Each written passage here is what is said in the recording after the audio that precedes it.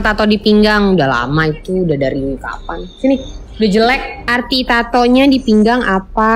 Arti tato aku di pinggang, namaku pakai bahasa Itali tapi ditulisnya pakai bahasa Ibrani gitu. Total punya berapa tato, Kak?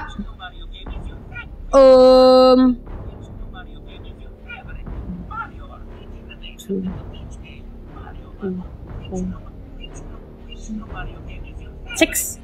Manusia sebelum mengambil keputusan itu kan harusnya berpikirnya panjang ya, bahwa kalau dia merubah ini, apalagi kalau dia di sosial media sangat aktif, pasti akan menimbulkan pertanyaan-pertanyaan dari netizen atau apalah yang datang itu. Pertanyaannya, sudah cukup siap nggak untuk menjawab hal tersebut ya. Dan kalau saya lihat lagi, kalau kita merubah itu penampilan kita, di dalam penampilan aja, apakah saya bisa mendapatkan kebahagiaan apa tidak?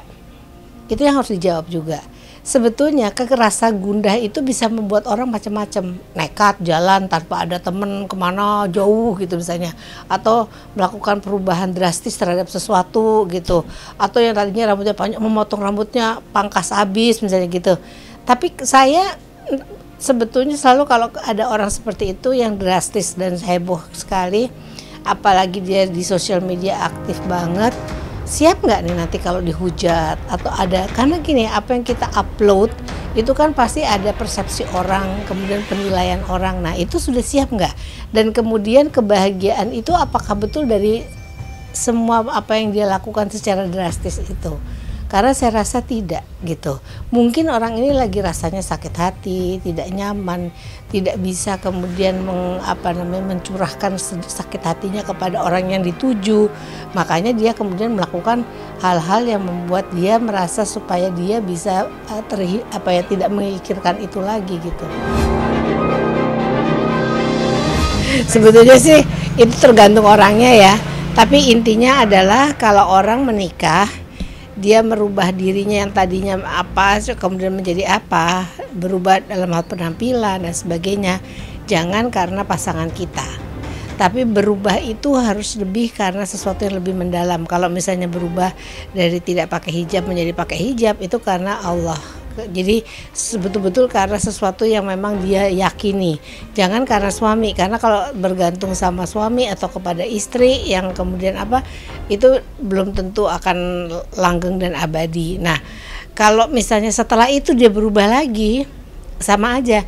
Sebetulnya gini ya, mau dirubah luarnya, appearance-nya seperti apa, performance-nya seperti apa, kalau hatinya nggak tenang, itu akan pengen berubah lagi gitu. Sama kayak orang yang nggak satisfied tuh puas dengan apa yang dia punya sekarang atau dia miliki atau dia lakukan sekarang kayak gitu. Jadi itu yang kemudian membuat seseorang kemudian mencoba untuk merubah dirinya atau dia pikir dengan begitu akan membuat dia senang. Kesenangan itu atau kebahagiaan itu tidak ada di luar loh, adanya di kepala kita gitu. Kalau kita kemudian bisa merubah segala sesuatu yang kita merasa nggak nyaman menjadi sesuatu yang kemudian oke, ini ada tahap sampai segini, kita harus bagaimana caranya untuk membuat diri kita menjadi orang yang survive dan bahagia di situasi seperti itu. Mungkin dia tidak akan sibuk dengan yang di luar-luar gitu, aksesorinya gitu. Karena kalau dia mengalami masalah dalam perkawinannya, kadang-kadang orang tidak bisa mencari jalan keluar dari masalah itu. Sehingga dia kemudian berpikir ini karena saya nggak ini, terus nggak nyaman, terus kecemasan, lebih itu stres yang berkepanjangan bisa depresi.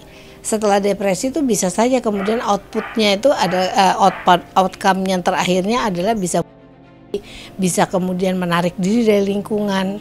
Bentuknya tuh bisa bermacam-macam ya, dari caranya dia mengantisipasi dari masalah gejolak di dalam dirinya.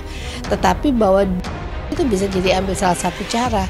Misalnya kita sudah lihat banyak ya yang orang yang kemudian membawa anaknya untuk coba karena situasi di mana keluarganya tuh nggak bagus, suaminya apa dan sebagainya, itu ada banyak sekali. Atau kebalikannya, suami yang juga melakukan itu. Nah sebetulnya orang itu kalau dia merasa dia tidak bisa mencari jalan keluarnya, itu yang bermasalah adalah pada keterampilan hidupnya atau life skillnya. dia tidak bisa melihat satu hal itu kemungkinan untuk bisa mencari jalan keluarnya seperti apa. Orang kalau dapat masalah kan harus dianalisis, ini masalahnya apa, kemudian setelah dianalisis dia mencoba melihat untuk apa sih yang bisa saya lakukan, dan bisa juga kemudian dia harus bisa mengkomunikasikan itu kepada orang lain agar bisa kemudian ada informasi-informasi yang bisa membantu dia. Lalu dia harus berpikir kreatif dari apa yang udah ada agar dia bisa kemudian mencoba untuk dari informasi itu mencoba berinovasi dan sebagainya untuk mencari jalan keluar dari masalah itu gitu.